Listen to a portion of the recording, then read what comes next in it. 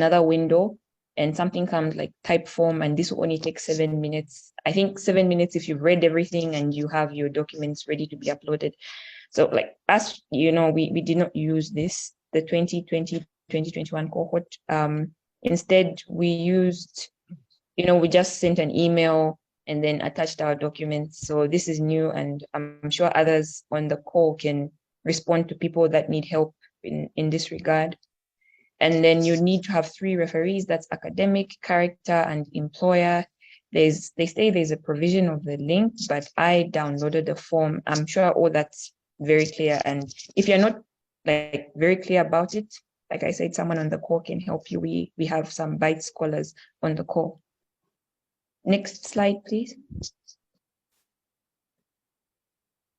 Okay, so for the South African partner universities, the Beit Trust applications are accepted without a confirmed letter because the university applications only open after the trust deadline.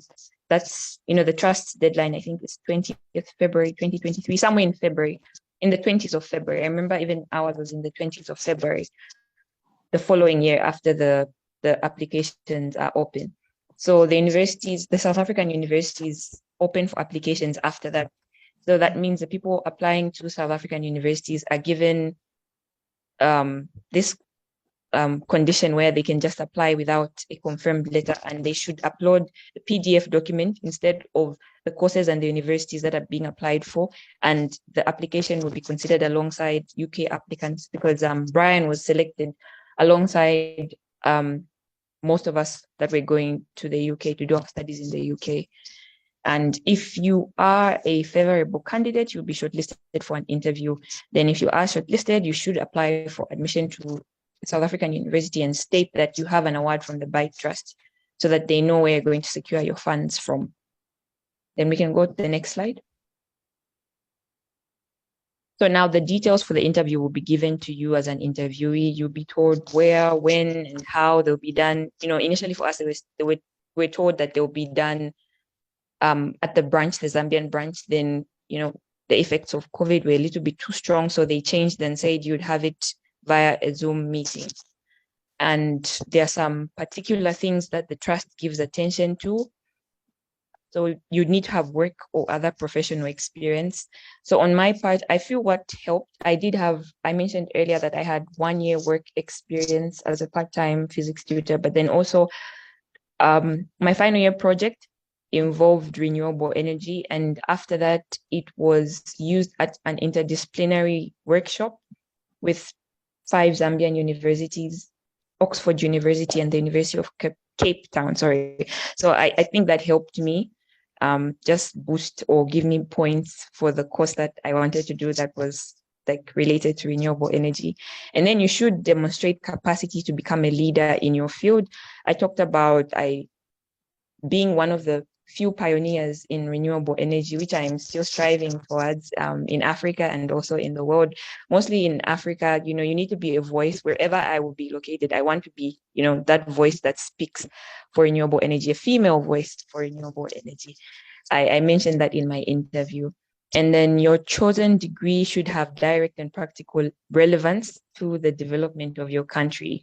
So renewable energy is now becoming the talk of the decade and probably the next decade as people start reviewing the sustainable development goals.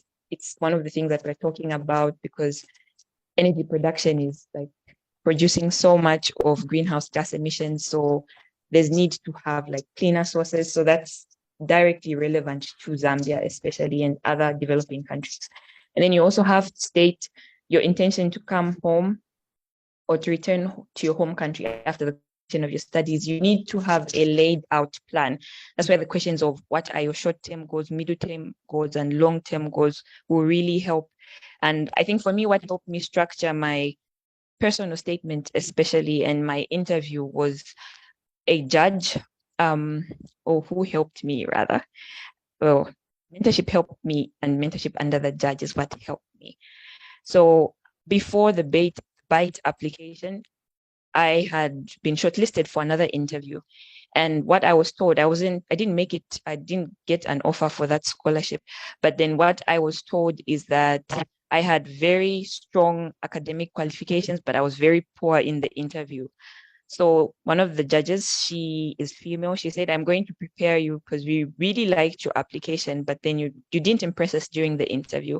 So she mentored me. She sent me some questions that helped me see myself better. Once I answered the questions, the personal statement I wrote before and after, there was quite a difference. And that helped me like secure the scholarship. So I think something that will help you is finding someone who knows more depth about the whole process. It doesn't have to be a Beit scholar necessarily, but someone who understands how your process, how the process is done, how you can write a very good story. I always call it a story when someone sends me their personal essay. I want to see information not having breaks because when you're talking about what you intend to do, let's say if you want to build a restaurant, I want to start like a small branch in Zambia, then I want to go multi-country to different countries. We'll hear that in your personal statement. Someone who can bring all that. Some do it on their own. So if you are that type of person, cheers to you. But then most of us, I needed guidance. So someone was there to help me. LinkedIn is a platform to, connect to many different people that can help you in that area. So I think it would be good to do some research work and find someone that can help you. And yes, the relevant documents, medical certificate, a copy of your cover letter, degree results, that's transcript and degree, then a personal statement, a clear recent photograph, and a clear copy of your valid passport. So that's the end of my presentation. Thank you for your attention. And now I will leave the floor for Charles to continue. Thank you, Netu. That was pretty good. That was a really good presentation there. Yeah, quite an inconvenience right there. I hope many of you won't go out with one suffer from PTSD, post-traumatic distress disorder from that inconvenience. Wonders will never end in this world. But pretty good. I think it's great to just crack on. I recognize a couple of people I'm just meeting first time virtually. Really nice to have you in the call. And a couple of people I know either from high school or undergrad. It's also great to have you in the call, and as well as Beit Trust scholars that have joined us. So I always love to start off my presentations with a little bit of a quote. Have a quote there. Education is the antidote to poverty of mind and soul. In case you're wondering, I'm facing this way because I'm looking at a much bigger screen. So no worries on that end. Yeah, I think the main reason why we gathered virtually is because we all understand that education is very important, not only for self-emancipation and actualization, but also it's very important to be able to help communities, the people we care about, and the world at large. So a little bit of introduction of myself. I have a very generic way in which I introduce myself. So education-wise, I got a master's in water and sanitation and health insurance from the University of Leeds with a distinction. I also have a bachelor's in business administration with specialization in business engineering from Paris Graduate School of Management and the High International Management Institute with a distinction rated very honorable. I also have a bachelor's in civil engineering. So the two of them, I took them concurrently with a distinction as well from the University of Science and Technology of Iran.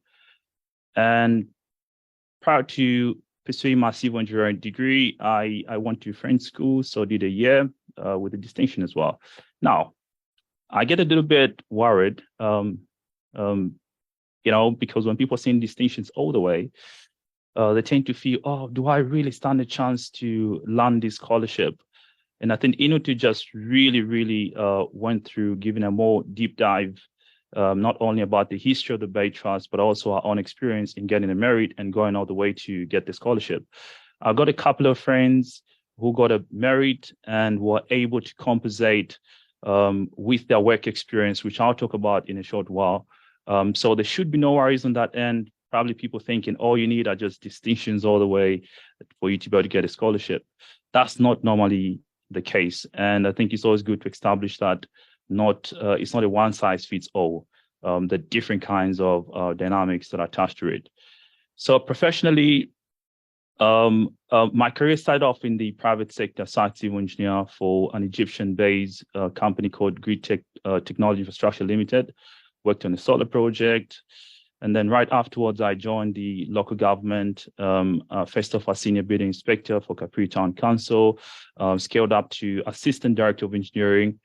And then that accumulated to a work experience of about 3 years. And then currently, I work as technical officer international for British Water.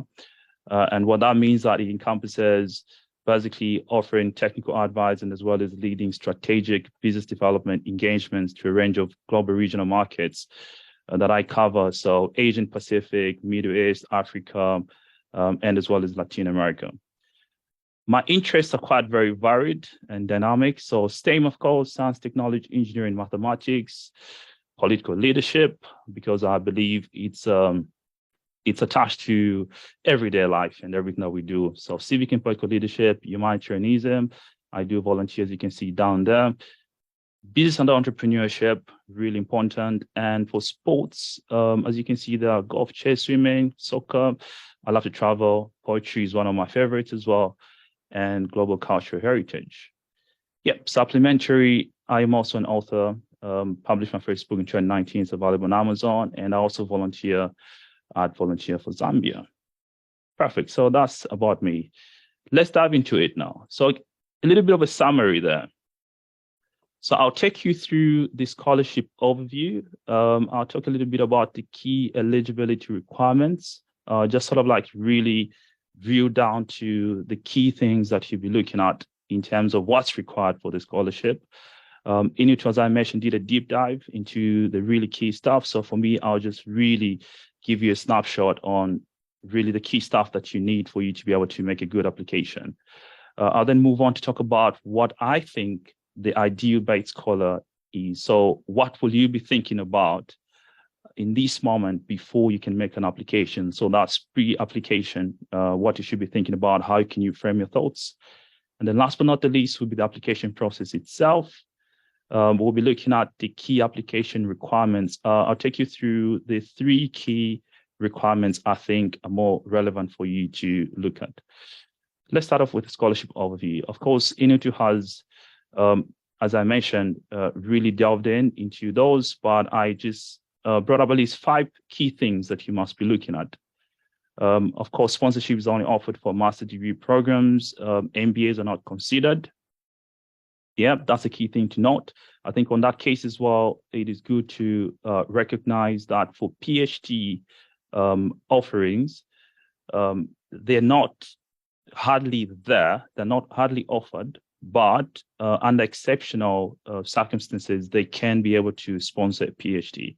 Ingrid did kindly mention that the Beit Trust is an independent charity organization. And what that means that it exercises a lot of independence the way it does things. So you can definitely consider a PhD sponsorship, but that's under exceptional circumstances. Of course, nationals of Zambia, Zimbabwe, and Malawi, I reckon there could be people on this call that are not from those countries or might not be able to meet the eligibility requirements. I'd just like to say that you shouldn't feel sort of like let down or beat yourself down because you cannot meet any of those.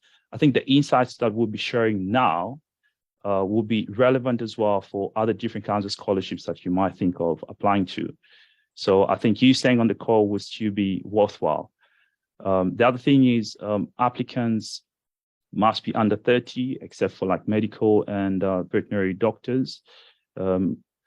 Yep, that's a key thing to note. Scholarships are always age-bound.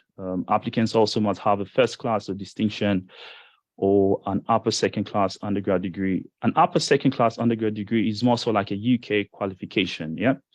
A grading, or classification per se. It's more sort of like the highest merit. So a merit can be categorized probably in three classes. And then last but not the least is the scholarship is only tenable in the United Kingdom or in South Africa at specifically Beit Trust partner universities only. Ingrid did cover that. So those are the key 5 requirements that you need to really have at heart when applying for the scholarships. Yeah, getting on to the ideal Beit scholar. So 6 things, a little bit of a guideline there that I established. So what should an ideal Beit scholar be thinking about before you can finally make an application? And I'll tie this more to my experience, give it a little bit of more pragmatism. The first thing is you need to establish a professional niche. And the niche is basically specialization, because as you move from high school going to tertiary education, so undergrad is more a little bit broad. And as you go up more postgrad, you want to narrow down to a specific field or specialization, which is basically a niche. So you need to establish that. In my case, so I did civil engineering, and civil engineering is quite very broad. So you have different types of engineering within it. So there's water engineering, there's structural engineering, there's geotechnical engineering, a couple of them. There's also highway engineering. So I began thinking, because of having gained some really good work experience, I began thinking, oh, where is my passion? What exactly do I want to do? Where do I want to specialize? So you need to pick a niche. And I thought, wow, I think I was quite very excited to delve into the water sector, given my experience having traveled and that type of thing, understanding people's needs and challenges. So I established, okay, I'll then go for water and sanitation engineering. So that's where I started from. I established my niche within civil engineering. The next thing I did is identify a pressing challenge within that niche. So within the water sector, what is the pressing? What are the bigger challenges? So you need to look around exactly what's going on. You need to understand the landscape of your field. And then you go on and develop a problem statement within your niche. And that statement should have relevance to your country and as well as on a global scale. So after having established that, I established the need was really understanding just how water and sanitation was inexorably linked to people's health and overall human development, whether at country level or global level. Had a problem statement around it, looking at those different challenges that were prevalent in my working days. And then what you do next as a 4th step is you want to align your need or your area of specialization to a global development agenda. We started off with Millennium Development Goals, and then we moved on after 2015, we moved on to Sustainable Development Goals. So within that umbrella of global goals, you really need to link your problem statement to those goals, because that becomes more attractive. I think that becomes more interesting for even interviewers or any university that you would apply to, because it helps them understand that you are aware about what's going on in the world, especially starting at country level. So each country has a 2030 agenda. You want to look into that. For Zambia specifically, we moved from the 7th National Development Agenda to the 8th one that was recently launched. So you want to read that document and read the different sectors that are there and see where your niche fits. And then you want to tie that in with your problem statement and as well as the Sustainable Development Goals, which will go up to 2030. The 5th step would then be to develop a theory of how you intend to tackle the problem within your niche.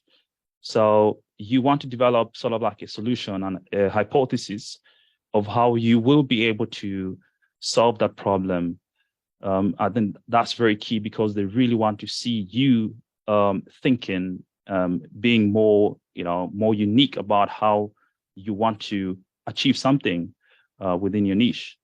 Last but not the least is then you need to frame your theory or thoughts into what is called a SMART criteria. So it's basically specific, measurable, acceptable, relevant, and as well as time-bound sort of like criteria on how you would then work out your plan. So that is very important, because setting out in a more SMART criteria really helps you to go straight to the points, really talk about the relevant things and not veer away from other things that might not be of great importance. So those are 6 guidelines that will be able to help you bring about a really good application, or rather synopsis, which I'll come to in a short while. Application process. So again, I'll mention this. I really drill down to the key things, the key requirements I was thinking you would want to really pay attention to. So the first thing would be your resume. A couple of you probably might have engaged people that, help to clean up your resume, help you get in some really good wording in there. So those are the key stuff I think you want to have in there. Of course, a very punchy, very concise personal summary of yourself is very important. Think about an elevator speech. When you're in an elevator, you spend probably a couple of seconds or probably just a minute. What would you say about yourself that would sell you off right there and then? So that's a personal summary. Of course, you want to talk about your educational background. So really getting in the academics there, your work experience, very important as well. And you also want to include your core skills and abilities. It must really show from the word go. What are you good at? What are your skills? What are your abilities? So get them in there as well. Your projects. And I'll stay a little bit on this because projects are very important. I would understand a couple of you or most of you have some work experience. So if your academics are not really top-notch, what you can do is you can make up through your project profile within your CV. So you must really get in all the deliverables in there. What you have done must really show. That really helps. I have a couple of friends who have gotten this scholarship just with a year of experience, but the academics were really good. Others have much more really good work experience, and then they compensate in that way. So I think that could help as well. If you have any publications, it's always good to have them in. Any honors and awards, of course, interests and hobbies. They also want to understand the social part of you and what you do. Referees, I'll get you there on the far end. Let's get on to the synopsis. So what needs to be there? Synopsis, many of you might know it as your personal statement because they do always ask for it. And they really also just want to understand what you're thinking about, how you're framing your ideas. So it should be no longer than 500 words, and that would be about a page and a half, if not a page, because a page would be about 300 words normally. It should reflect authenticity. So you really want to get your thoughts out and express them in a way that's very compelling. Yeah.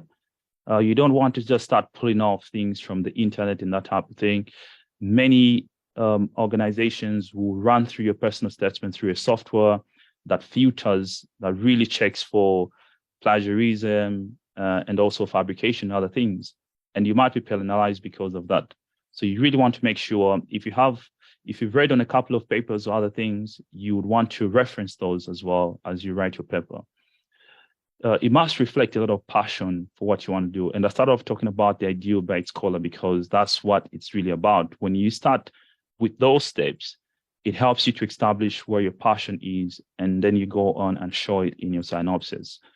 You should discuss a problem, of course, that's very important because they want to see that if they sponsor you and you do your master's, then you will be solving a problem that will be relevant to your country and the globe at large. It must link to your local community. Again, your niche as well must be able to reflect where you are and that you're aware about your environment and what you're trying to do about it. At the end of the day, it's really about being of service to humanity, to yourself and to humanity as well.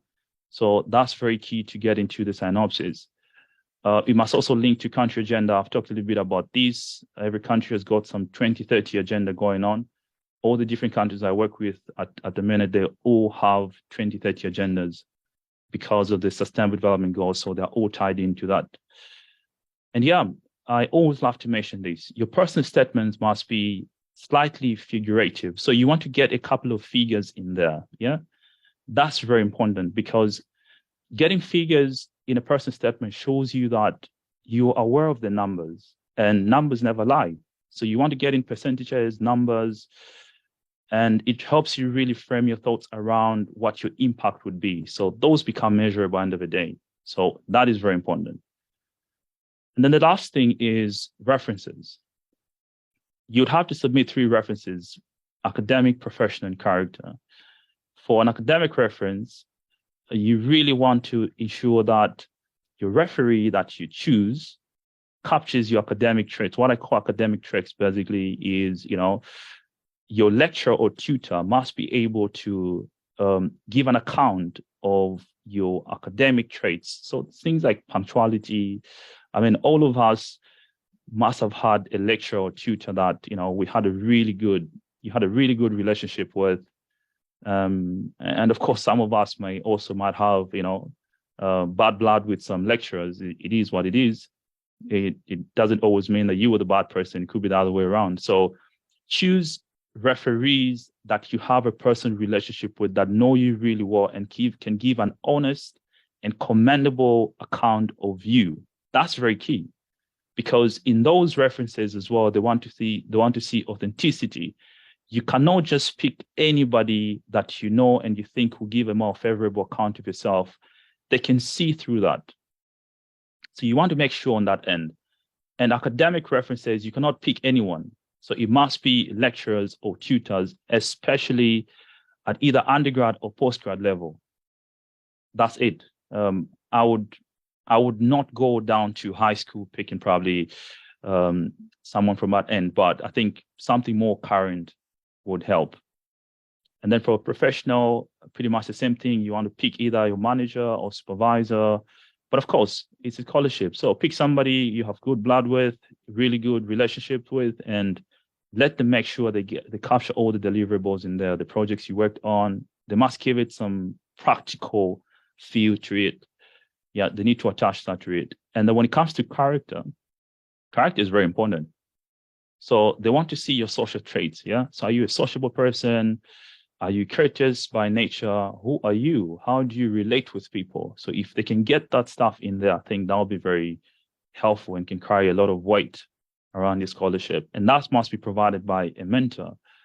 Or some of you may have godfathers or godmothers. Please, for a character reference, you want somebody that knows you really well. Yeah. Or probably you have a bestie who knows you really well, but it must be somebody that you look up to and they offer some sort of mentorship to you. I think that would be very helpful. Move on to the next slide. So scholarship benefits. Real quick, I think most of you will be pleased to know what the benefits of scholarship are.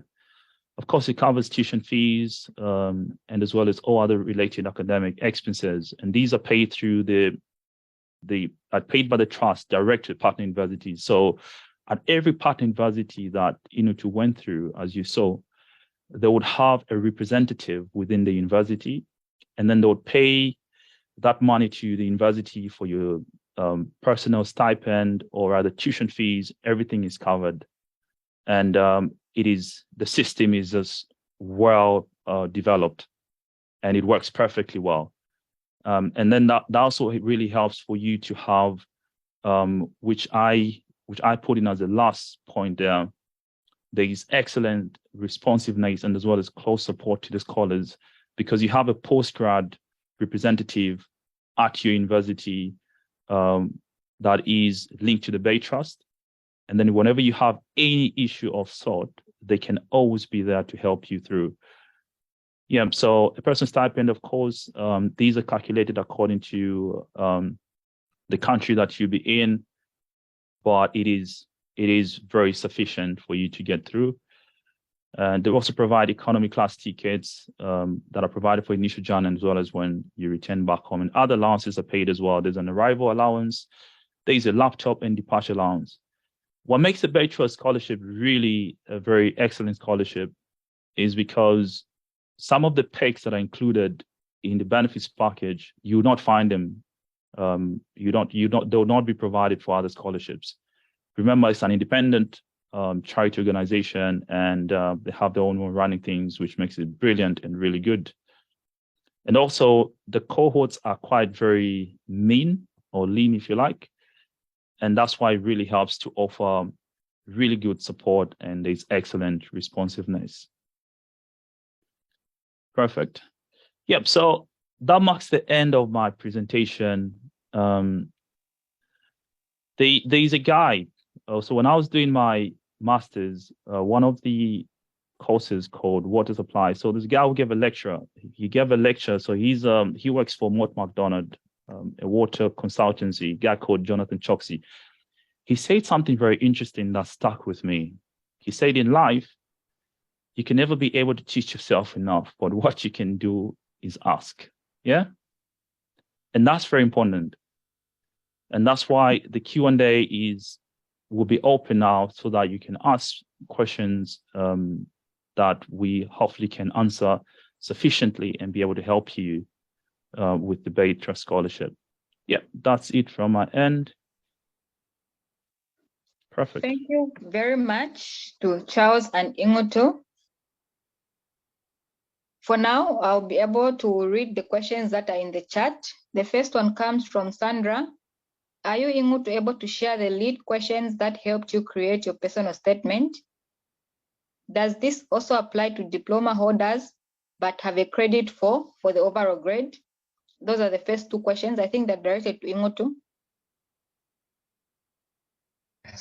Okay, so for the questions, I actually had to start whilst Charles was presenting. I saved my Beit application in one of the folders. So I had to go through everything, and my laptop was freezing here and there, but I managed to secure the questions. I just remembered this important point. I had submitted my personal statement. Actually, the judge wasn't willing to help me with my personal statement. What she said was, you've already done that. I'm not going to read or proofread. What I will help you with is your interview, because you didn't perform so well in the interview session, like for your academic qualifications, for your personal statement. We really liked that. You were like one of the people that we liked to see even when you came into the interview room. So I've checked the two websites that she shared. So this can help with interviews. And maybe I know for one that I didn't write, the way I entered the interview room was different from the way I wrote my personal statement, because I did it on my own with advice, quite all right. But then the questions helped me structure my work and made me understand myself better. So the websites are, I'll type them. I think Scholarship, I've forgotten the last name, but I remember College Vine. I'll type them in the chat for everyone to see. And then question 2, does this apply also to diploma holders but have a credit for the overall grade? What the trust looks for is a degree. I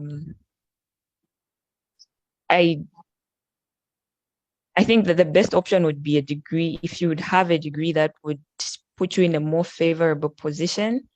But I mean, I wouldn't want to stop your faith. I mean, it would be good to try. But then what I do know is a degree is what's accepted. A first degree, a bachelor's degree, not a diploma. So I hope that answers the question. I only know a degree. They didn't say at least a diploma. What they said at least was first class distinction or a merit. But then for diploma, that hasn't been stated. And most of the people that do come on board are people that have done first degrees, and some have even done their masters. Like some are coming, with so much information, but then diploma is not something I know about. Okay, thank you so much. The next question comes from, I think, Lydia. What is the age limit for Beit Scholarship? And then another one coming from Champo. Is years of experience a requirement? If so, how many?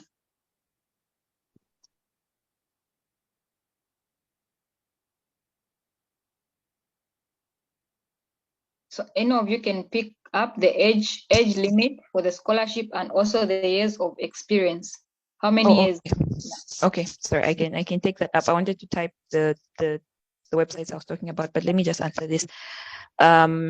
So for the Beit Scholarship, for any other degree apart from medicine and veterinary doctors, you have to be below 30 before the year of application, before the end of the year of application. Okay, what I mean is in my slide, I don't know if you noticed, it said you have to be 30 before 31st of December 2022. Next year, the same case will happen. You have to be 30 before 31st December 2023. So you always have to make sure that you are not 30 before that date, then you are eligible to apply for it. And doctors, it's before 35. Then for work experience, Charles has more vast experience compared to me, but then I think I gave you something that can help. Mine was a year and it was a part-time job, but then it was a more technical field. I was working and I was tutoring physics students. So if there's another Beit Scholar that had a different arrangement compared to mine, maybe they can share. You can just turn on your mic and speak. But that's what I know about work experience, at least a year. I was very excited I would be eligible. I said I'll just post in this same year that I've done, and it did give me an opportunity. Yeah, probably just to jump in a little bit in there. I know I have a colleague who only had a year of experience as well. So they just completed the bachelor's, and then they'd work for only a year, and they were able to get the scholarship. So that's why I think minimum would be a year. Initially, when I was applying, I think the minimum was about 2 years. But as it stands right now, they would want you to demonstrate, that you have at least a little bit of experience, and you are able to make a really strong application with regards to how you've shaped your ideas or your thoughts around more sorting out, like working on very pressing challenges in your niche, as I explained. So I would say a year would be good. Okay. Thank you. Tanaso wants to say something.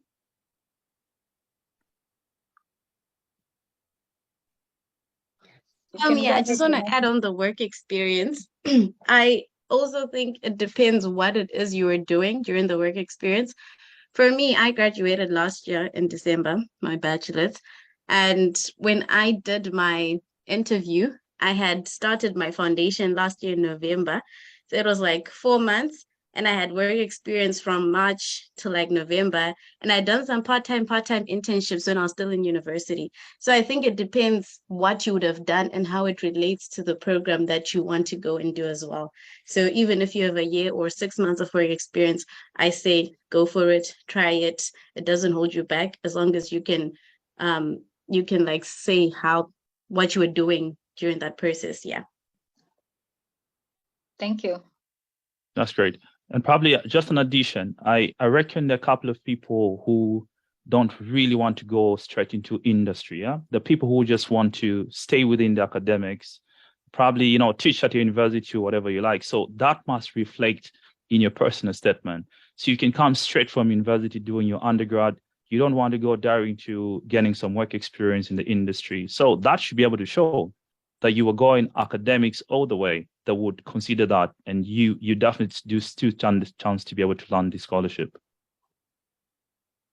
Okay, thank you. There's another message. This one is coming from Jen. It's directed to Charles. It says, Charles, you remained in the UK after your 1 year study, right? Is it okay to remain, and how did you go about the process? Great, that's a good question. I do get that question quite a lot.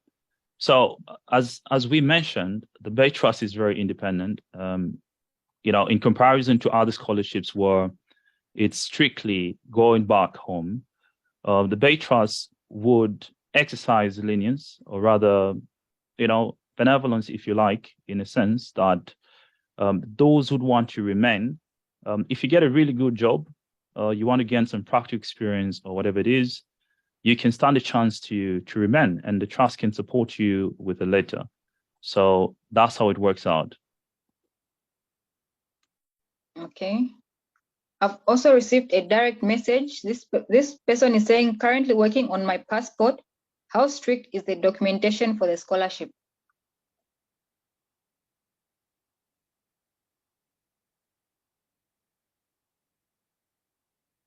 To think you're on mute.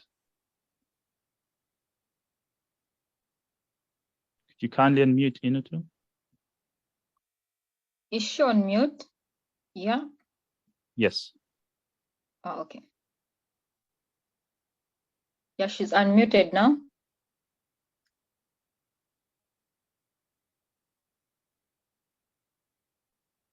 You can just unmute yourself. Oh, okay. So it said the host is not allowing members to unmute themselves. Okay, so the passport, I would advise you get it as soon as possible. I don't know what the process may take or how long it will take, but then it has to be there. I don't know if anyone that has submitted without it. I submitted with it. I had to get it, well, I think a year before, then I submitted it at the time of application. We think we have some scholars on board, but I think most of them, when they put a requirement, just try your best to put everything together. That might even, the fact that you want to apply without submitting the passport might just be one of the things they say, okay, this person is good, this one doesn't have a passport. Okay, then this one won't be considered. I'm not saying that's the case, but then I always think about that. If one application requires 5 things from me, I'll make sure all 5 things are done and not put conditions for one to be missing. Thank you. Another message is saying, does volunteer experience count as work experience that can be used for one's application?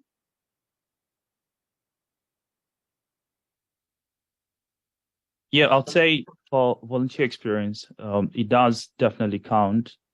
But remember again, that must be relevant to the work that you're doing. I did have some volunteer experience, which really added up as well. So it helps also to show, the social side of you or the humanitarian side of you, which is very important. So it's always good to get in that volunteer experience. Though I would reckon that for work experience in a professional sense, what normally adds up is your internship experience as well as you getting a proper formal job. Great. We have another question. When do partnership universities begin to accept applications for admission? And then another one also, can one apply with a transcript only?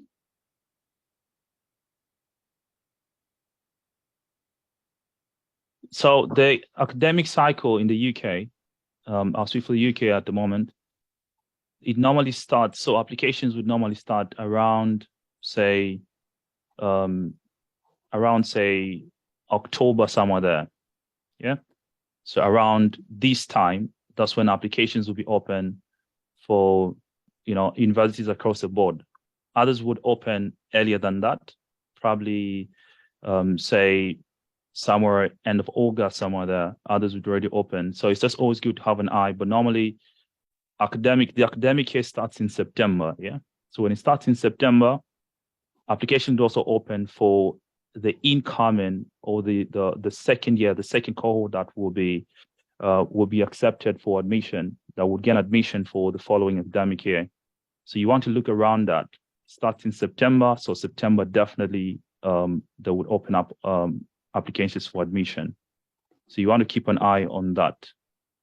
That's what works. For South Africa, I think it'd be good if we have somebody, probably Brian should be on the call. Okay, I'll unmute him.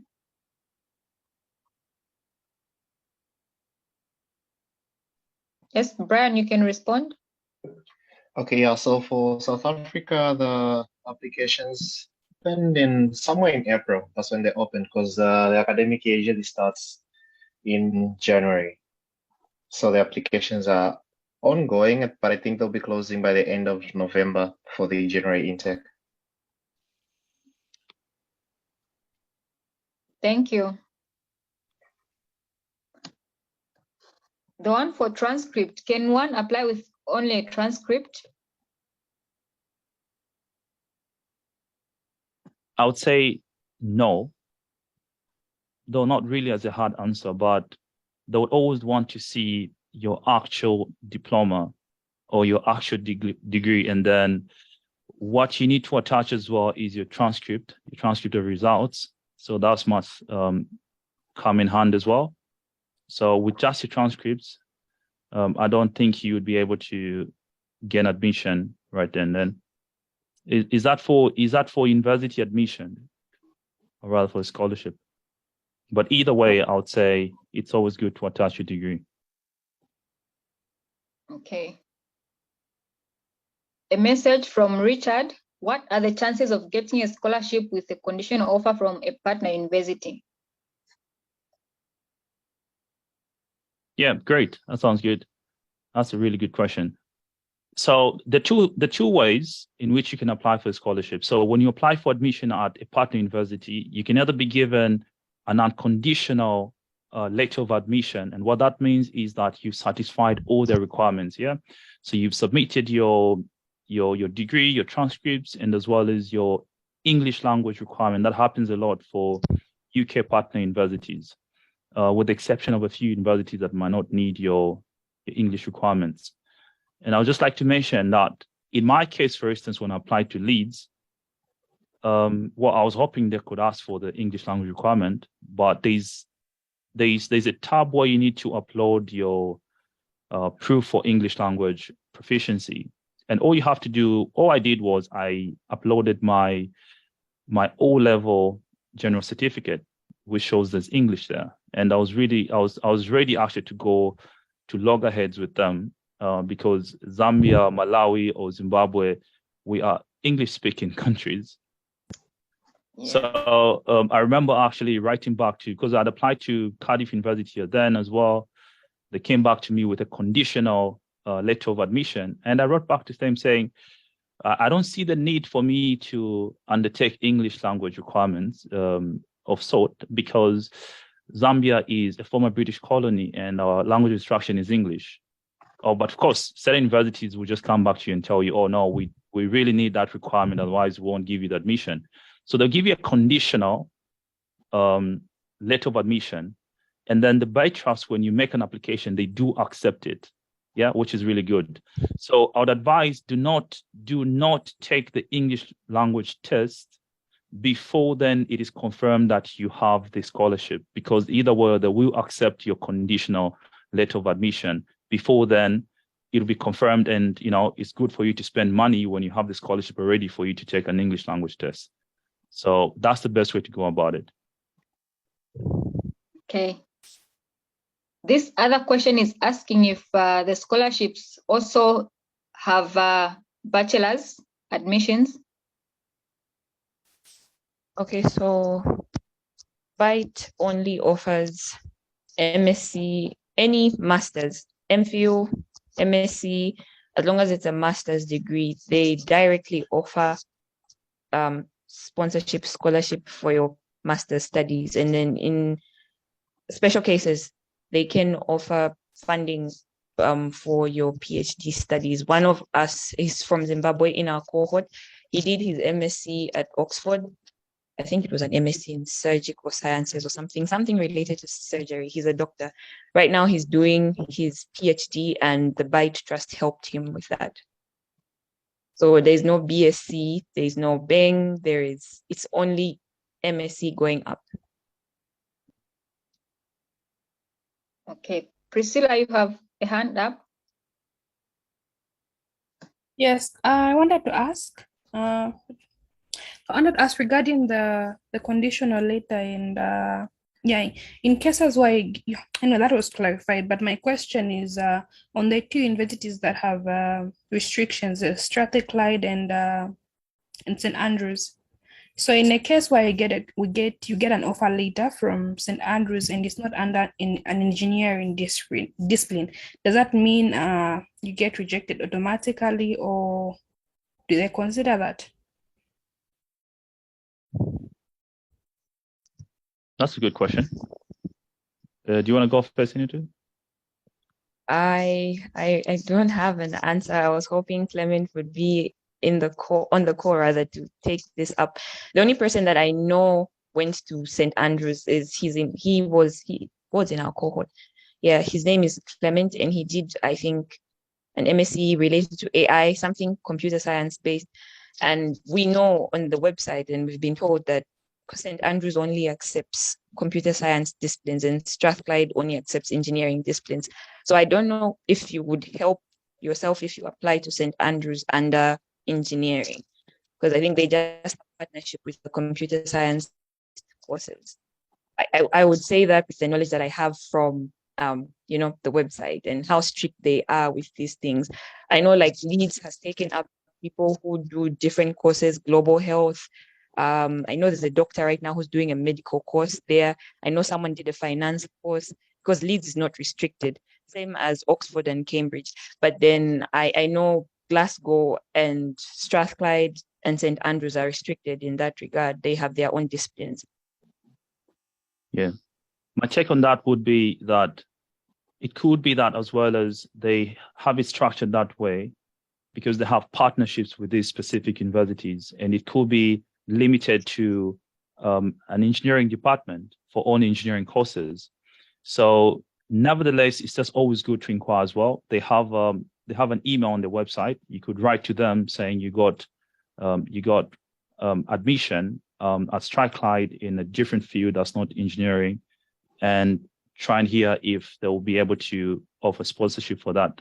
They're very quick when it comes to responding, so you should be able to get a response. But we would say it's just always safe to play by the rules and instructions, because it could be that they only have partnerships with those specific departments.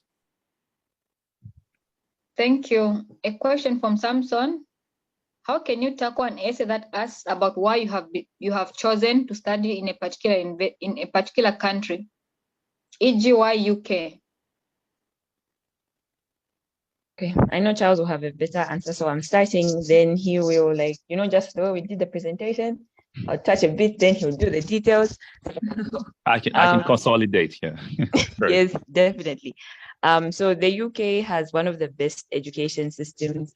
That's one. I got some of this information from, sorry, this is an alarm. I got some of that information from when I was doing my application. I reached out to some Beit scholars who went on ahead before me, and then they were able to give me answers that would, add flesh to my personal statement.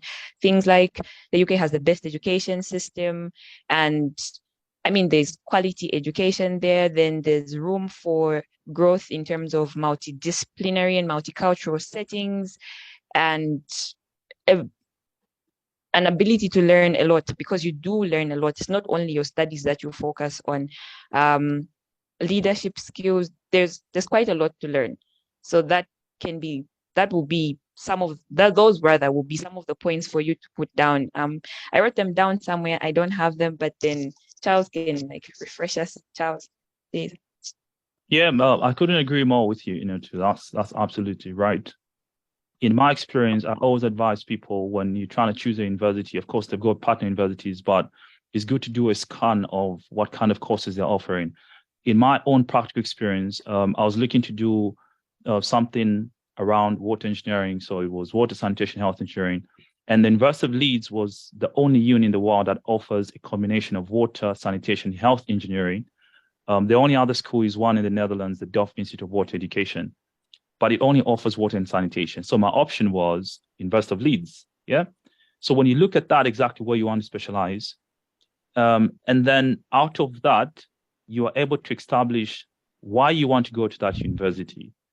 And overall, just by a quick Google search, when you look at different kinds of UK universities, they're always ranking or leading. And also it comes down to different kinds of disciplines that you're looking at, yeah? So the UK, as Inetu mentioned, it's a globally leading country when it comes to academics. Yeah, so that's one of the main reasons why, if you're looking at the UK, South Africa is a leading country in Africa. They've got really nice programs. When you go to Stellenbosch, for instance, if you're looking at something to do with agriculture, economics, and the like, I think it might not compare as well to other UK universities per se. Yeah, so it depends also with the course that you're looking at. But definitely, when it comes to you explaining why you want to go to that specific country, it must be tied to how prestigious that university is, what's its background, and how then the skills and experiences that you gain will be able to propel you and help you to deliver and be able to, contribute to global development, or specifically in your country. Just one more thing. I'm reminded of this. I was asked about it during the interview, but then I prepared for it because of the questions that I was given. Like renewable energy is, because I did a master's related to renewable energy. Renewable energy is not very developed in Zambia. So one of the reasons I chose to study in the UK is because I know it's very developed. The knowledge that I would get there is not knowledge that I would get here. I would get some knowledge here, but the practical skills and the depth of information I got during my master's studies is what I was looking for when I chose to study at the University of Leeds and for that particular program.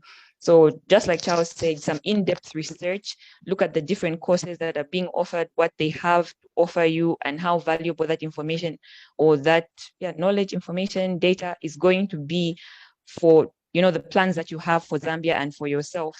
If you just say that out, even in your personal statement, and that you'll be guided in how you approach yourself, interview, personal statement, and just knowing for yourself. Thank you. I think now I'll be reading our last question before I cue in someone who has raised a hand. This question is from Jeremy. Which month do they start calling for interviews, and what means of communication do they use when calling for interviews?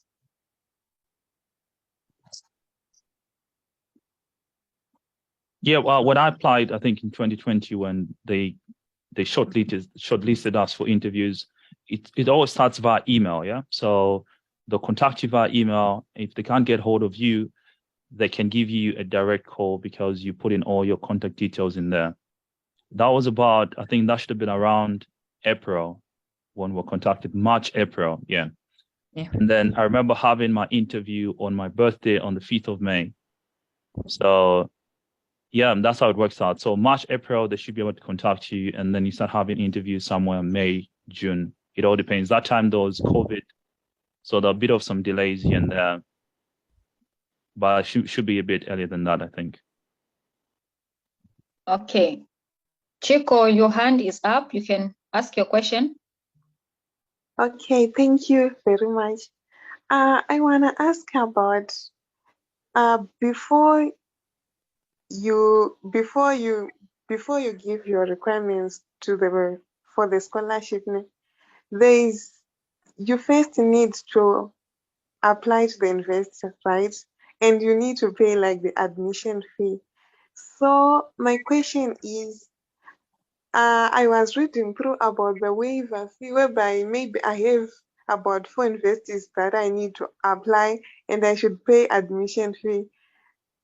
Is there a way whereby I can get a help that I don't pay that admission fee and use the waiver fee? That's my question.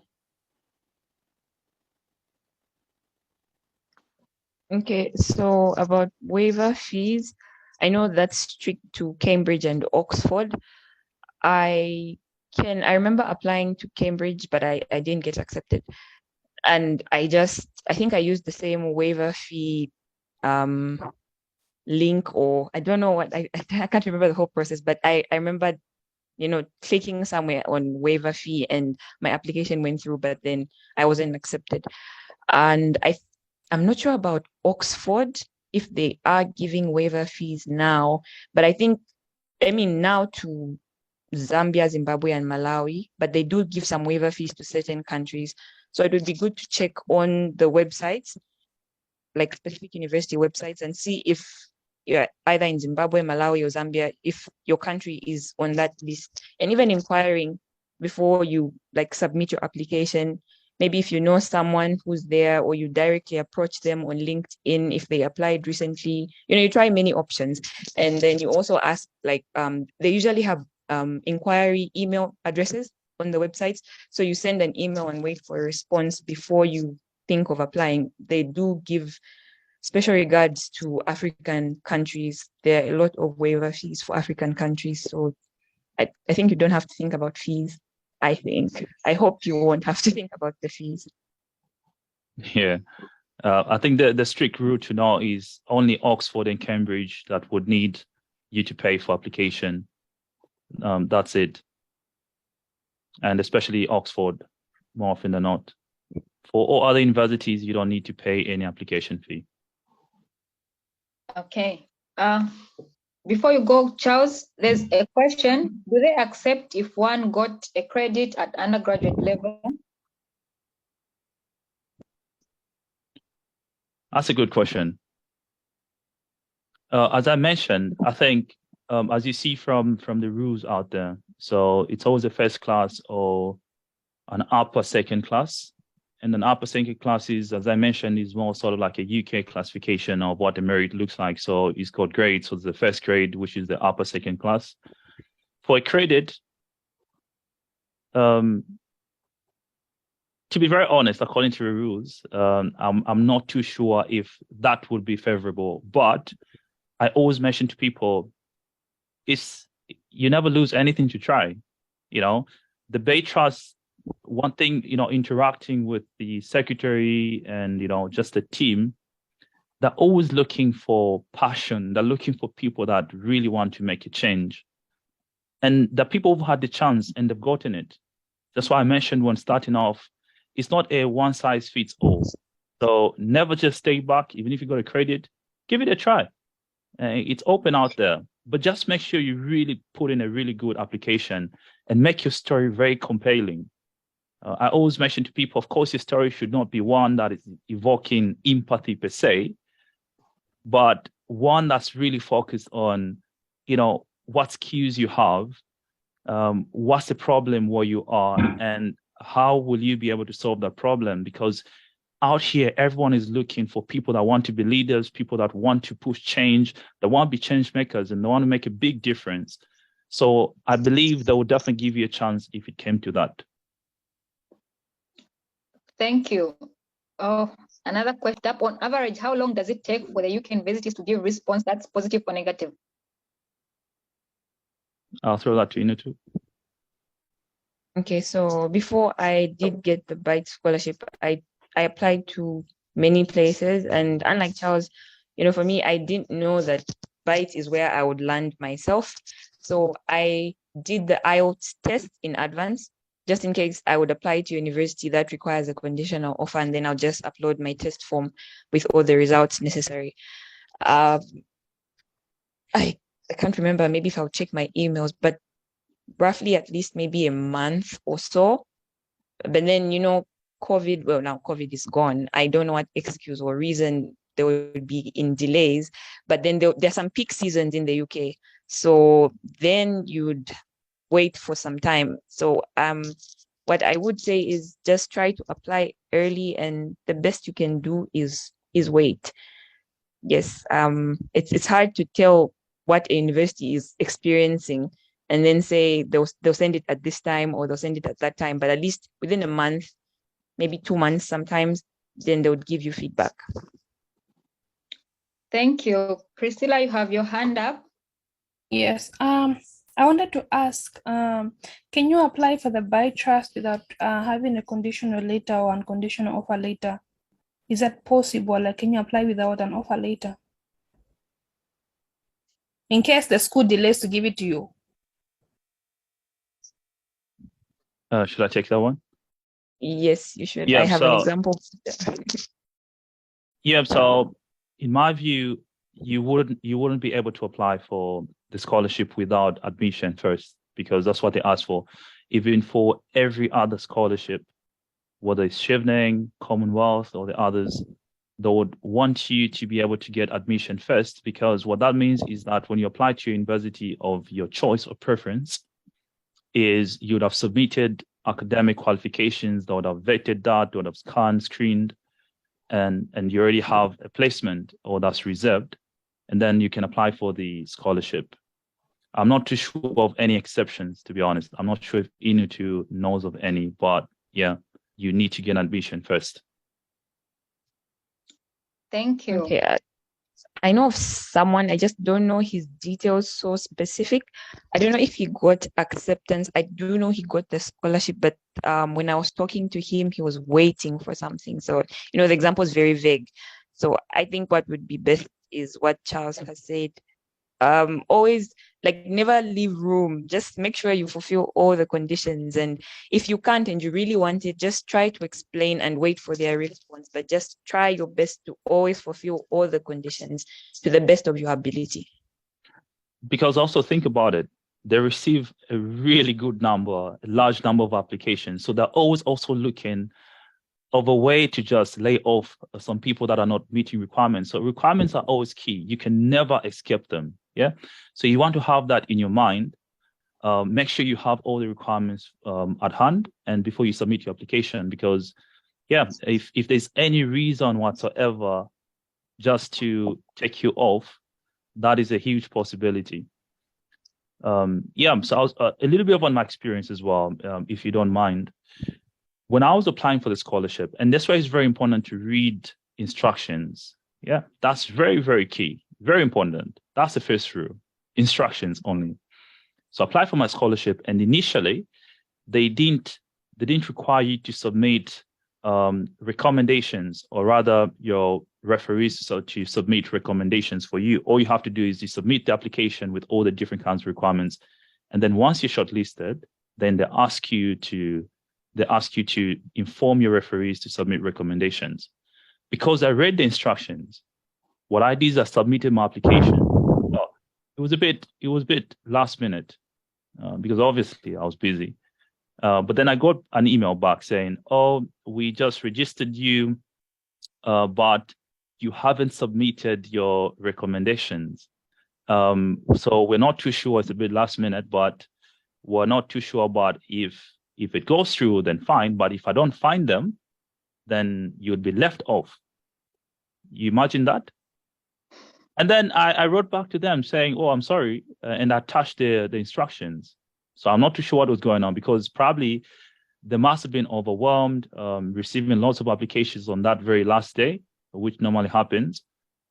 But I wrote back to them with the instruction of how it's supposed to be done.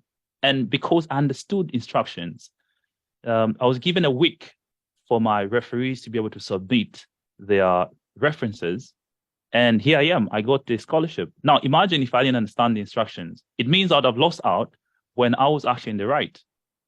So you don't want to leave, you just want to really follow instructions and know exactly what's in there. The devil is always in the detail. Just before you ask the next question, Salome, I received a direct message and someone talked about how I mentioned that I was strong on my academic side, like my academic qualifications, but not very strong in terms of interviews. So I think what I can strongly advise people is get a mentor, like get someone to mentor you in this process. You don't have to do it my way. It was a very nice experience, but it was also a painful experience, not getting shortlisted for like a scholarship before. I'm very happy that I got this one, but I wouldn't choose that path after I've learned about how important mentorship is and how it shapes your skills and prepares you for anything that comes your way. I would always say find someone to help you. Just know your academic side, know how good you are in interviews. I wasn't an interview person just after I graduated. Even the part-time job that I had didn't require interviews. It was just apply, get accepted, start working. I didn't polish my interview skills. So now that you know that the Beit Trust wants interviews, look for those. I think I put the websites on the chat. So look for those websites, search for interview questions. I used to do voice notes after she told me that, because I know the lady who helped me was she still is a very busy lady. So she spent, I think, a good 1 hour or so with me, just asking me questions, getting to know more about me. And she said, "I'm going to send you 2 websites and questions about interviews. And I want you to do voice notes over and over and over." No, not voice notes. What are these? Voice recordings. Yes, not voice notes on WhatsApp, but then voice recordings. I want you to listen to yourself. I want you to listen to how you sound. And I want you to have a good introduction of at least 3 minutes, introduce yourself and put everything. Because one thing she said is, I used to say things all over the place. I'll say this. In 3 minutes, I wouldn't have said many important points, but I would have said many unimportant points. So you'd notice that when you start practicing, like even the first practice, you'd be like, no, something's wrong here. I haven't said enough, until you get to the best of you. And you go in much more prepared, and you get those opportunities that you desire. Thank you. Solani, you have your hand up. You can ask your question. Okay, thank you so much for this session. My question, okay, I realize that to get the Beit Trust Scholarship is kind of secondary, but first of all, you have to get the admission at the university of your preference. So for those that have applied to these universities, did you, okay, especially for master's program, did you talk to the professors who are responsible for that program, or you just go directly via the normal channel that everyone usually uses, or you just do it a little bit different, just like I've seen in another university, that you first talk with the professor, then they ask you some questions, then you get to apply after they've approved that, okay, you might be part of this program. So I don't know, you can clarify on that as well, especially for leads as well. Great. I can go off first. What normally happens for masters and undergrad is pretty much the same kind of process, where applications are run per department, yeah, or it really drills down to according to the program itself. So when you go on the University of Leeds website, for instance, if you're looking for a very specific course around engineering, or whether it's health, so you go specific to the department that would be offering that course. So if it's humanity or social kind of based course, you normally have schools, yeah. So school of humanities and the like, it comes down that way. So if you're looking for law, you're looking for social studies and that type of thing, so you'll find a course there. If you're looking for engineering, you go specific to Department of Engineering. So you got the schools, different schools, whether it's electrical, civil, and then they run admissions according to schools in that regard. And what happens is, when you go to a website, it's very user-friendly. So you apply for admission right then. There's a tab, you just go straight, and then you enter in all your details. You don't have to get hold of any professor. That normally only happens at PhD level, and PhDs are not offered anyway. So it's pretty much the same kind of process for undergrad and masters. It's straightforward. I hope that answers the question, Solan. Yeah, thanks a lot. Great. Okay, thank you so much. And I think we've exhausted all the questions, and we've listened to all the wonderful guidance from our two presenters. Now that we are concluding with our meeting, I would ask the two of you just your concluding remarks under a minute each. If you can just say your concluding remarks as we wind up. Okay, I can start. So I think what I would say is, don't be scared. I think for the most time of my master's, I was afraid, because I always put myself in this box. I was one of the few from a Zambian university, so I'm not qualified. Even when I'm doing my master's, I was scared that I was in my class, I was the only Black female, because they separated our classes. There was the September intake and the January intake. So I was in September intake. I was the only female Black person. So that used to make me think, okay, maybe I'm underqualified. And I moved with so much fear. And sometimes even during the I think maybe during the application process, I was more confident. But what I would say, starting the whole process, just don't be afraid. And one of the things that prevents you, or that would stop you from being afraid, is practice. Practice what is required of you. Ask around about personal statements to polish up, and then also be your real self. Just show up at the interview as your authentic best self. Don't try to hide anything. These people are very experienced. They know when you're trying to cut corners here and there, but just be yourself, and it will help you tell your story right. For me, I would always say I want to be like among the pioneers of renewable energy in Africa. I remember saying that, I think even in my personal statement, and I said it even during the interview, because it's something I kept on saying and practicing. So yes, when you lose the fear, confidence just radiates from the inside. Thank you. Brilliant. I hope I'll be able to match up to what Inutu says. But if you You remember, will. I started off with a quote in my usual fashion. Education is the antidote to poverty of mind and soul. And I like to believe all of you that joined this call here is because it's for a very specific reason. You want to emancipate, you want to get knowledge, you want to be able to make, a big difference, which is the first step in, you trying to get to where you want to go. I love to say we're very ordinary people, honestly. We also started somewhere. We all have our personal doubts. But the truth of the matter is that because we took that first step that you are also trying to take in trying to get a scholarship, it might not be the Beit Scholarship, to be honest with you, but it will definitely be another one because you have made a decision to keep searching. And that's what we kept on doing as well. We were also not too sure if we'd land it. But the truth is, unless you make a step, only then will you be able to get to the far end, on the other side. And that's exactly what most of you are doing. So we very much hope that the insights we've shared will be relevant to you and we're able to help you. We might be busy here and there, but whenever we have time, we're very happy to engage, to help through. Remember, again, there was the last quote I said from a really brilliant guy called Jonathan Choksi. He says, in life, you can never be able to teach yourself enough, but what you can do is ask. I'd like to wish you all the very best in your endeavors and what you're trying to do. And God bless. Thank you so much. I don't think I have anything to add after that. And I would like to